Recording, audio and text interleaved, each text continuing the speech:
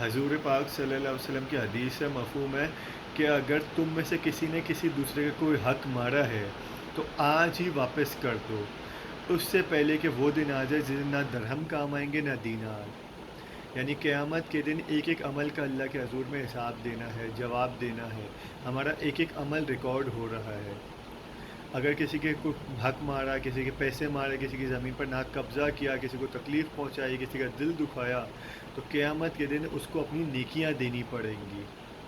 اور اسی کے ساتھ ساتھ اگر کسی کی مدد کی، کسی کے کام آئے کہ وہ قرض میں پھنسا دکھے تو اسے قرض ادا کر دیا، کوئی مشکل میں دیکھے تو اس کی مشکل دور کر دی، کسی کی پریشانی دور کر دی، کسی کو جاب دلا دی، کئی بھوکوں کو کھانا کھلا دیا، مستحق لوگوں کے گھر راشن پہنچا دیا، کسی غریب کا بجلی کا بل بھر دیا یا گھر کا کرایہ بھر دیا،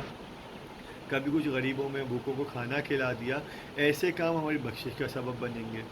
لیکن اگر کسی کا حق مارا ہو، کسی کو تکلیف پہنچائی ہوگی، کسی غیبت، چغلی، خیانت، کسی کا راز فاش کیا ہوگا، کسی کو تنقید کی ہوگی، کسی کا دل دکھایا ہوگا،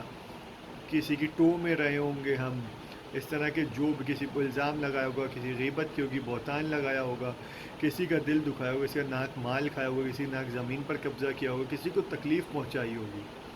تو قیامت کے دن اس کو اپنی نیکیاں دینی پڑیں گی۔ ہمارا ایک ایک عمل ریکارڈ ہو رہا ہے، ایک ایک عمل کے مطابق قیامت کے دن ہمیں حساب دینا ہوگا۔ تو حقوق العباد کا خاص طور پہ خیال رکھنا چاہیے کہ وہ حقوق العباد تب تک معاف نہیں ہوں گے جب تک وہ بندہ ہمیں معاف نہیں کرے گا جس کو ہم نے تکلیف پہنچائی ہے۔